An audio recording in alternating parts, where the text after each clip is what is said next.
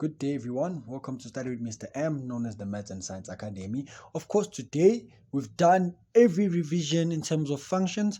We've done translations, transformations, and every function that is done from grade 10 up until 12, right? But of course, there's still an extra one, but we'll do it when we're done introducing inverse functions. Now, this is very easy, guys. Don't be confused by the things over here and think, oh, what is going to happen? What is going? No. So, what is an inverse function, right? Now, an inverse of a function is when it's reflected in the line y is equal to x. Remember, we've been reflecting along the y-axis, the x-axis, but now we're reflecting along the line y is equal to x. Now let's come here. They say that what makes the graph to be a function, right? I know, how do you go from inverse to telling us what makes a graph a function? Because I want to tell you something. We do sometimes move from having this parabola to having this parabola, right? Now, to test if this parabola, we know maybe it's an inverse of this parabola. For example, I'm not saying it is, I'm just saying that, let me not laugh. I'm just saying that if this is a parabola and we say that also this is a parabola, but we've never seen a parabola that is facing sideways. So to prove if this parabola is indeed a function, we have to use something we call the vertical line tester. Now, how do we test? We draw vertical lines on the graph, and if it cuts once, what does it say? It is a function. If it cuts twice or more than twice, it is not a function. Now let's try and test if, now let's call this one scenario number one. Let's call this one scenario number one. Let's call it scenario number one. Now scenario number one, let's look at this one. Let's cut here, right? Let's cut. Now, if we cut over here, how many times does the graph get cut? Once, right? If we cut over here, how many times does the graph get cut? Once. If we cut over here, how many times does the graph get cut? One. So you can cut anyway. You can see that the graph will intersect this vertical line only once. Right? Now, we said that if it intercepts or it cuts once, it is a what? It is a function. It means this over here is a function. Right? Now, let's go for this one. Let's try and cut this one. Let's show a vertical line. Aha! Now we're cutting 1, 2. Now we're cutting twice. Let's draw again. 1, 2. Let's go again. 1, 2. Let's go again. 1, 2. Up until it reaches whatever it's going to be cutting twice. And we said that if it cuts twice, it is a what? It is not a function. So we can say here, function. No, it's not a function. So you can say it is not a function. That's how we determine if a graph is a function or not. Why are you telling us that? I'm telling you this because there will be some time where they ask you that is maybe the inverse of a graph of this certain graph a function, and you'll have to draw it and then see by doing the vertical line tester to determine whether it is a function or not. Now, these notes are very beautiful, guys. So take note. Take note. Right? Now, let's continue. What is an inverse? Right? An inverse, as I said, it is when you reflect an original equation or whatever to get along the line y is equal to x to get its inverse. That's how you get inverse. Now, but there are steps, right? Now, as I mentioned over here, for inverses, we're going to learn on how to determine the equation of an inverse and how to draw an inverse. Of course, we're going to be taking this all from the original equation or from the original graph to be able to draw or find the equation of the inverse. Now, we're seeing something very weird over here. F negative 1. So, usually would have f of x, right? If we have f of x, then we go to having, it means that we went to our original to what? To the inverse. That negative 1 over there means what? Inverse. Right? So now when I say how to determine the equation of this, it means the inverse of f and draw the inverse of who? Of f. Right? That's how it means. That's why I wrote it in terms of the negative 1 as that exponent. So you can see that we're speaking about an inverse. So you can be introduced to what an inverse is represented as. Now, this is a very simple topic, guys. Don't overcomplicate it. Now, the steps on how to find the equation. Now, take note. This is how to find the equation. So, on how to find the equation, what do? We swap the x and y values, and I'm going to show you how to do that. And then after you've swapped the x and y values, not the values, but after you've swapped x and y, you then have to solve for y, which means just finding y by itself. Right? Now, this is for drawing. This over here is for finding the equation of the inverse. Now, for drawing, you swap. Now, the key word is being repeated here is who? Is swap. We are swapping. Inverse, opposite, right?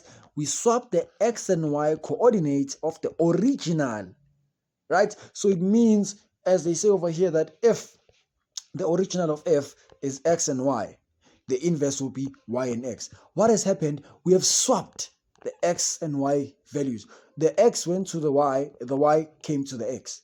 Swapping. That's just what it is, right? Now, I say that that will give you the coordinates of the what? Of the inverse. Just like this example says over here, that if you have the original function and these are the coordinates, the inverse function will have opposite or swapped coordinates of the original.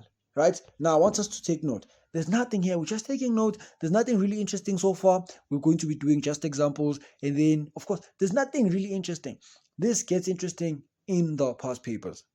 I really don't want to lie to you. The past papers are really good, are really interesting, but we're going to be tackling that, of course, together as a team. But for now, let's continue with the content. Now, the content then tells us that the domain. What's the domain, man? Just say. Of course, we learned this in the revision classes. The domain is the x values for which the graph exists, right? All the x values where the graph exists. That is the domain. Now, what they say here is that the domain of the original is the range of the inverse. Now, for example, if I have my f of x, and I say my domain, and I say, what is my domain? I say my domain is x is an element of real numbers. Then I'm given inverse of it, right? Then they say, what is the range of the inverse? What did we say over here? We said that the domain of the original is the range of the inverse. So you see what is happening here. We're just swapping everything. The x and y swap, the domain and range do what? They also swap. So it means that if this is the domain for the original, it will be the range for the inverse. So you're just going to say now y, because we're talking about what? Range. And range is what? It is all the y values where the graph does what? Exist. So now you're just going to say y now is an element of real numbers. Right? Now, of course, if you're given a certain scenario again, where now you have maybe the inverse, this is the inverse over here, right? And this is the original. Right? It's still going to be the same thing. That the range of our original will be our what? Will be our domain of the inverse. Now the second point does that. It says that the range of the original is the domain of the inverse. Now it's just the same thing. The domain and range swap around, right? And you see, as I said, the key word is who? Swap. We are just swapping, right? That's how we maneuver through this thing. Now, I want us to draw and also find the equations. Now, they say here, exercise 1, find the equation of the inverse for the following, restrict where it is necessary. Now, don't worry. There will be a video where we're doing logarithms. We're going to be, when we do past papers, I'll explain how to restrict when we are told to restrict. They don't tell you every time, but let me give you a tip, right? You can see maybe sometimes, let's say, for example, I'm not saying this is true, but for example, you're given this equation, and then maybe you're told that x is greater or equal to 0. Right? They just give you that next to the equation. Now, I say to you, this here is the domain. Why are you saying that, sir? Because it restricts who? The x values for this graph. Right? It is a restriction on the what? On the domain. Right? Now, a restriction on the domain will be a restriction on the what? For the inverse will be a restriction on the in the range. So it means that your restriction will be y is greater or equal to 0 for the inverse. You get me? So also, if let's say this same function had a restriction of this thing. By restriction is those things that maybe are next to an equation and tell you maybe where the graph exists or where maybe certain x values start. It's just that they're just restricting the graph to tell you that it's not a normal one. You have to abide by our restriction that we put over here next to you, right? Because this means every x value, this over here means every x value that we put over here must be either 0 or greater than 0, meaning we only have to put 0 and positive numbers over here. So that's what they mean. Just that the restriction just means that it does the same job. It just restricts the inverse to tell you that it's just not a normal one. Now, let's go ahead and apply the same rules that I told you, right? I said to you here, how do you find the equation of the inverse for this one? I said to you, what do you do? Swap x and y. So we're going to swap x and y. Where there's y, I'm going to put x, right? Where there's y, I'm going to put x. Where there's x, I'm going to put what? Y. So let's go ahead and put y. Then you square. Now, what the next step says what? You have to find y by itself. Now, to find y by itself, I have to remove the square. Now, to remove the square, I have to square both sides. I have to square both sides. Now, it has to be plus minus. Right? Now, I'm going to say here y is just equal to the square root plus minus the square root of x. Now, how do you then restrict this? Is there any restrictions? Let me tell you this. Every time when you're finding an inverse that is a square root, there will be a restriction because there can't be a negative under a square root. So how do you show that? You can say that your x value is whatever x value that must be put over here must be positive. So it must be greater than 0 or equal to 0. Right? Because if the square root of 0 is just 0, so it doesn't give you an undefined. But if you go beyond 0 and you go to the negative numbers, it will give you an undefined. So we don't want that, so we restrict it like that. Just like I said, just look at the square root and look at that. I can't have a negative number over here. Let's say, for example, you have something like this. Maybe you have something like this, right? X plus 2. Right? For you to not have let's say what's this thing? Let me remember. I'm trying to think of an example just from the top of my head. Yeah, let's say this. Let's say 1. Right? Let's say now this is your inverse. Right? Plus minus, of course. Plus minus. Plus minus.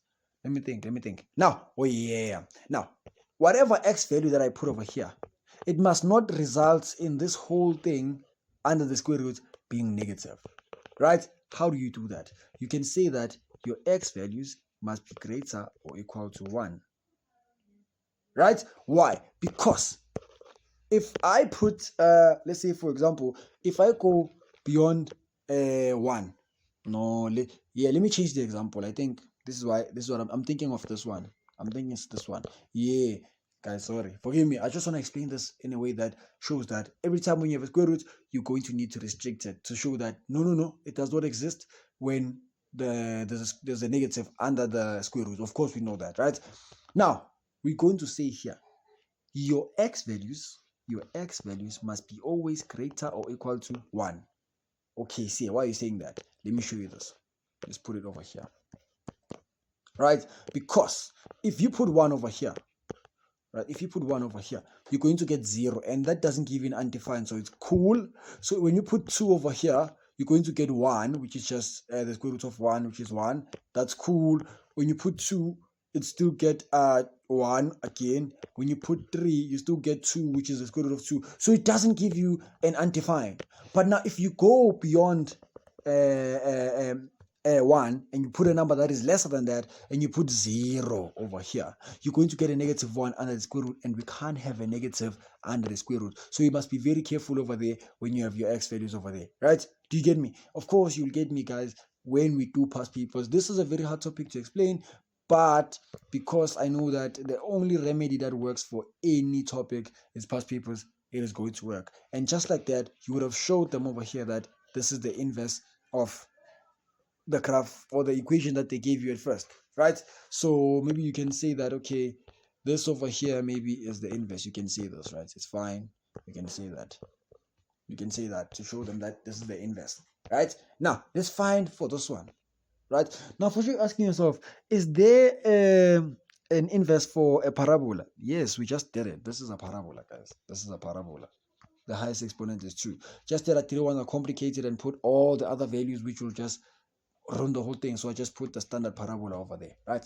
Now, here, there's also for an inverse, also for a straight line. The one that we don't usually do is an inverse for a hyperbola. So that one, there's some papers we have seen the examiners being crazy, trying to ruin the lives of our kids. But it's not common, guys, so don't stress about it.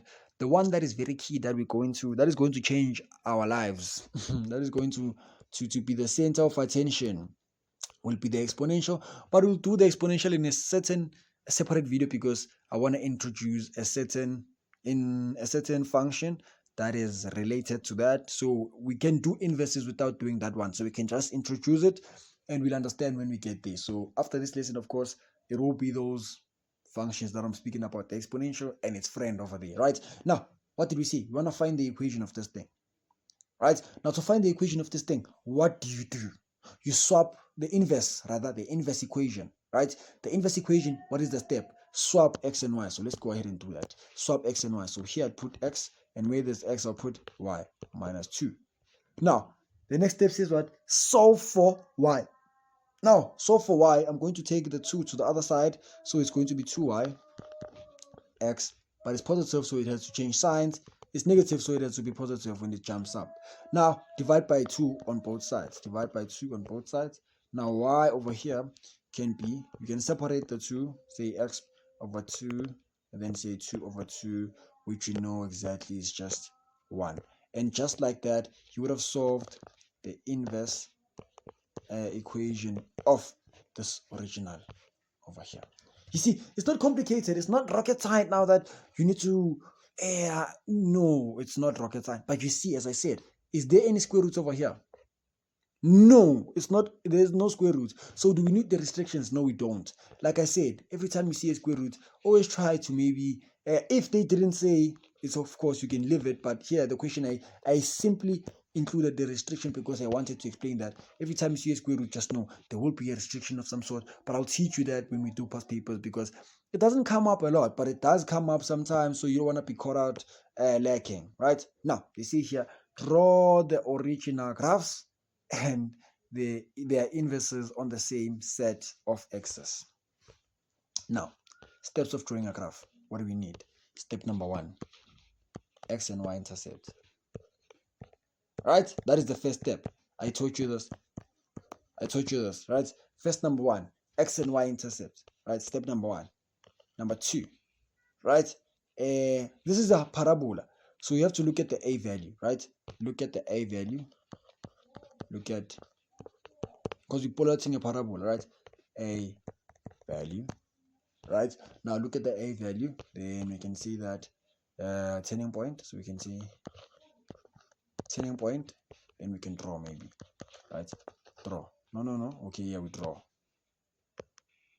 We can draw now. Now, I give you a tip. I said to you, we're going to swap the x and y values to find the inverse. So why not just draw the inverse, the original, and then we swap the x and y values of the original to find the inverse, instead of just now going and using the square root and trying to find the x-intercepts using the square root. Nah, that's going to be very tricky. If you want to do it, be my guest, but I prefer that all my learners just do it that way. Take the coordinates of the original and then swap them around to find just the thingy, the inverse coordinates. Right now, let's draw this one. Let's draw that one. It's very easy, so let's draw it. So let's say here, right? Now, of course, I don't want to waste time, so we can say here 1, 2, 3, 4. Then over here I can see -1, -2. You see, it's wasting time. It's wasting time, but it's fine. We'll do it because we have to do it at the end of the day, guys. I have to explain.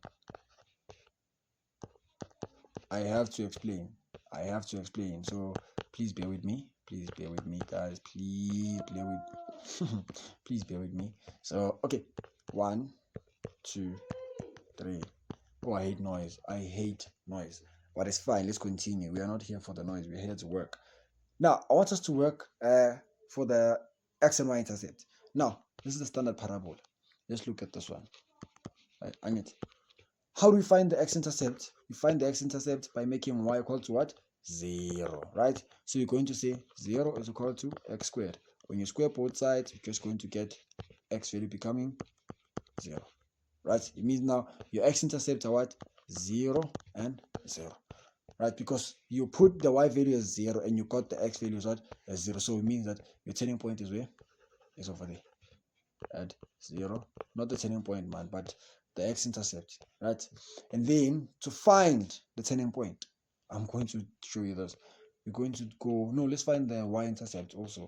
The y-intercept also, you're going to make x equal to 0. So we're going to make x equal to 0, and still you're going to get the same thing as what? As 0. Guys, you don't say this is 1. We say anything to the power of 1 of 0 is 1, not that 0 to the power of anything is 1. No, it's not like that. It means also here you still get the same thing. You get 0 and 0 over there, right? Because you put the x value to be 0 to get the y value of what? As 0. So it's still over here. Now let me show you this. Turning point, let's see, this thing is our y is equal to x squared. Now to calculate the turning point, we need what? Y is equal to x b to a. Now what is going to happen over there is that you don't have b and you only have a, so you can't have a turning point at anywhere. You're just going to say it is at 0 and 0 always, right? When you have a standard parabola like this, the turning point is just going to be at 0 and 0, and I'm going to show you how, right? But we have to look at the a value because it's there, right? Let's look at this, right? A value. The a value is the one that is in front of the x squared. Is it positive? Yes. So our graph should be smiling. So let's do that. Let's draw a graph. But now I want us to put just a random point, right? Let's try and find what is the x value, what is the y value when the x value is 1. Let's try and find that, right? Let's see y, maybe let's say 2. Let's say 2, right? Let's just say 2. Let's substitute an x value of 2. Let's say 2 to the power of 2, right? Now what we're going to get here is that y is equal to 4. Now we just found the coordinates, means that when you have an x value of 2, the y value is what? Is 4. Let's go ahead and plot that. 2 and 4. Where is 2 and 4? So 2 and 4, 2 and 4 would be somewhere over here. Right? Now let's go ahead and plot the graph. Let's go ahead and plot the graph. Let's go. Now this is our graph for our original. Right? Let's say 2 and 4. I just want to show you how we're going to do it. Of course, in an exam, we would have more information to work with, but of course, I have less information. So I'm trying to make ends meet so I can explain the best way possible. Now, draw the inverse. Now, let's do the inverse. How are we going to draw the inverse? Are we going to do all the same processes again and again? No, we're not going to do that. Let's swap the coordinates around. Now, let's start with this coordinate. Swapping 0 and 0, I'm just going to get 0 and 0. It means it's at the same point again, right? Now, I want us to swap this one because the others are just 0 and 0, and it will lead us to having 0 and 0 again, 0 and 0 again, right? The interesting one is this one, right? For original, it is 2 and 4. For inverse, it has to be what? For the inverse, it has to be 4 and 2.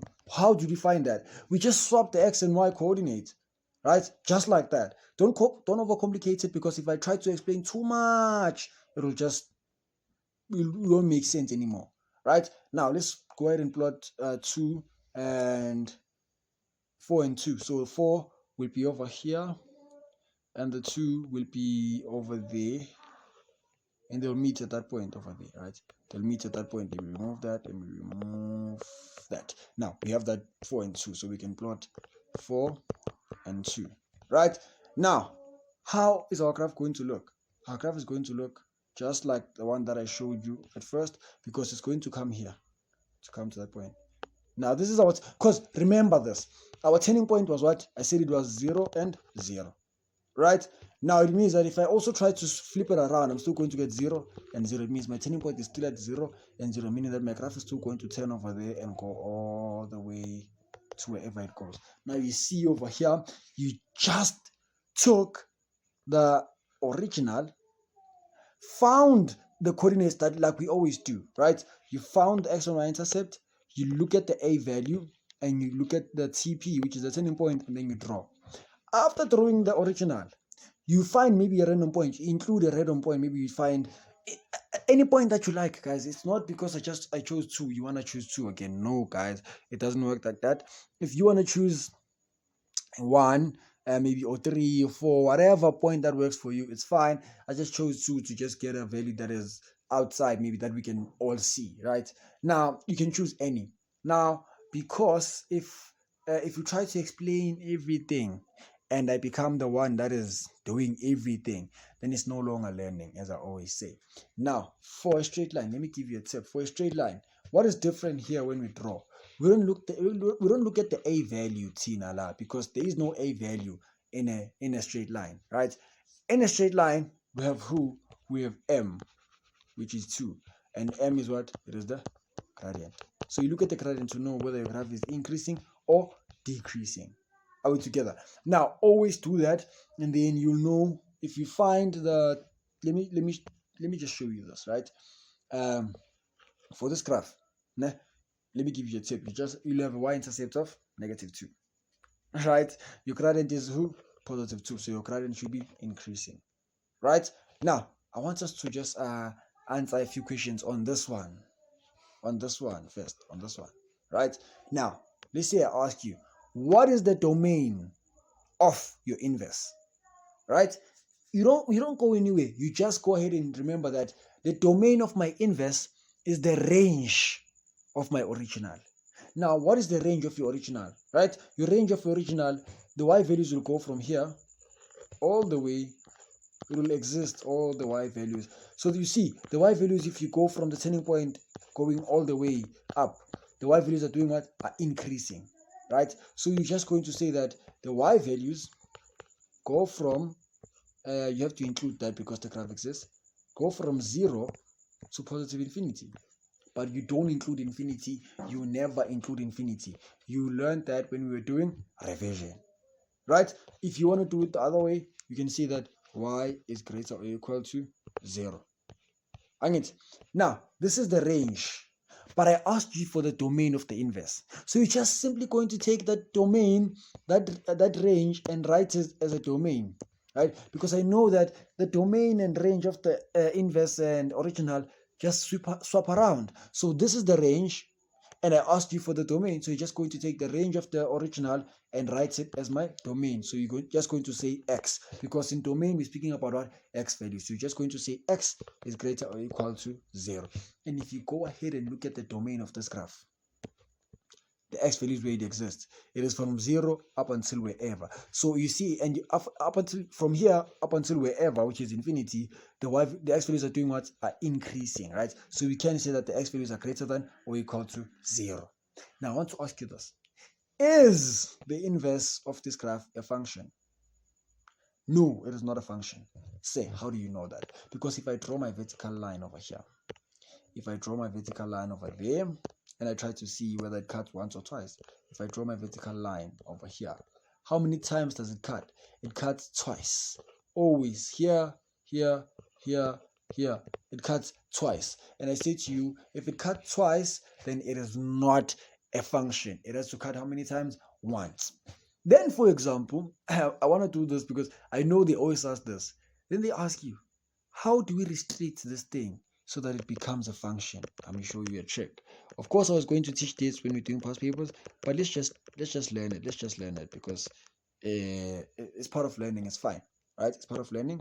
It's fine. I just love doing this, right? Now, I know I get carried away sometimes. They say, how can we restrict the inverse so that it becomes a function? You just have to make it the line cut once, and the only way you can make the line cut once is just by doing what? Let me show you this. By removing one wing, right? One wing, you can remove either. Let's say you remove this one, for example. Right? Now the graph, if you draw a vertical line, I gotta start here now. It goes till wherever. Now what is going to happen if you draw a vertical line test over here? Now the line cuts how many times? Once. And they ask you, how do you restrict maybe, let's say, the domain of the graph? They say maybe the range of the graph so that maybe it is a function, right? The range is always going to be the y values, right? If you look at the y values when it's still there, look at this. The y values when it's still there. The y values are going to continue all the way up and all the way down, meaning it's all the y values basically. So it means that your y values, your range for the inverse would be y is an element of real numbers. And to prove that, because this is our range for the inverse, it is going to be our domain for the original, because the domain for the original, the x values will keep going, it will keep going, and it will just be x is an element of real numbers, right? So that domain will be our range, and of course it does say the same thing when I explained it over there, right? Now they're going to ask you, how do we restrict the range of the original so that the inverse is a function? Now, what you need to focus on, because you're going to get lost. Your focus must be on that I must have one wing such that when I try my vertical line testing, it cuts only once. So I can remove this wing and be left with the one below. And when I cut, it will be only cutting once, because let's say this one doesn't exist anymore, right? When I cut, it will only cut once, right? At this point, only once. Now let's say, for example, now I remove this one. Let's say it's gone. Pretend it's gone. It's not gone, but pretend it's gone. When you cut here with your vertical line tester, it only cuts how many times? Once. Now you've restricted that to become a function. Now focus on the original. Focus on the inverse, because when they speak about how do you restrict that, what you're just going to get lost. Try and restrict the domain of, or the range of the inverse, and then you're going to relate that to the original, because they work the same. You just find the one for the inverse, you swap it around. If you find one for the original, you swap it around, because it's the same thing, just you swapping things around. Because as you see, we've obtained the graph of the inverse by taking the graph of the original and just swapping the y and x values around. I feel like I'm speaking too much, so let's try and answer this question, right? Let's say, for example, they say that, let me try and phrase it again. How do you restrict the range of the original such that it makes the inverse a function? I want you to remember this. Right? Now here, we can remove this wing over here. Now, what is our range? Now our range is going to start with from here to here. Right? Our range is going to do what? It is going to start from here to here, till wherever, not this 4, but it goes till wherever, because the graph is going to go up until infinity, right? So it goes from 0 till infinity. That's how you restrict the domain, right? But now you are restricting the range in terms of the function, right? Because they were speaking about y values. So for the domain, for the inverse, we're just going to say your y values must be greater or equal to 0. But because they didn't ask you about the range of the inverse, you're just going to take this answer and put x over here and say x must be greater or equal to 0. Right? Because let's say for example,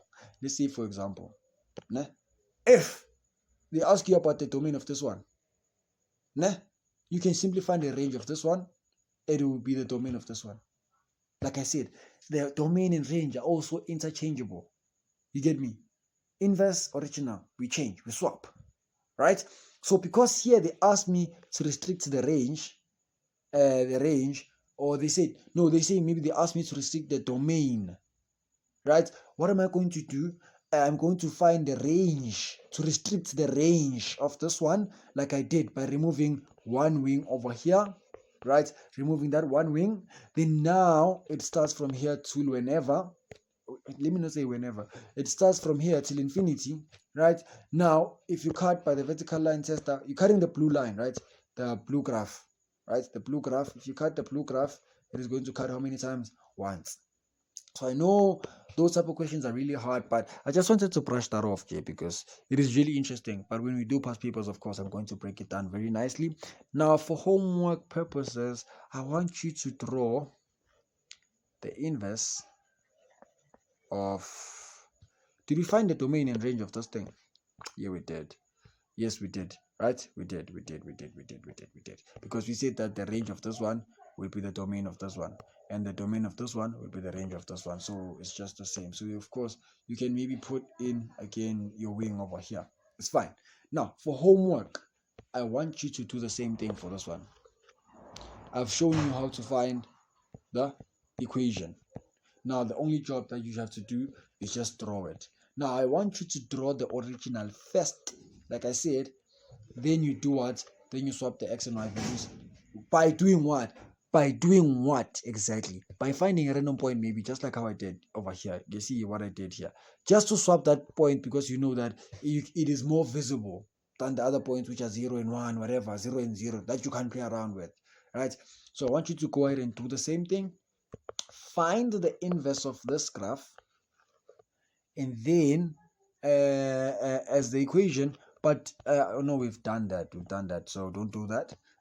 Let's go ahead and draw the original, which is this one, and then after drawing it, I mean to say draw the inverse of this thing. Draw the original. After drawing the original, you can then go ahead and find the graph of the inverse by swapping the x and y values of the original. Then you tell me what is the domain and what is the range of the graph. But nonetheless, guys, there's really nothing more or nothing less to explain in terms of inverses, how to invert or whatever. It is really simple. Now here, I don't want to lie. By explaining the other stuff because that is high order. But of course, because I wanted us to do that in terms of past papers, right? Always. Oh, also don't forget when you draw this one, there's no turning point and there's no a value. We look at gradient. There's no turning point, guys. Don't forget that, right? Don't forget that because I taught you how to draw on the revision classes, right? Now, let me not yap too much. Okay, you know me, man. So here we find. I think we played around with this one quite nicely, and then you will do this one on your own. And then when I see you next time, we're going to be doing log functions. See you next time.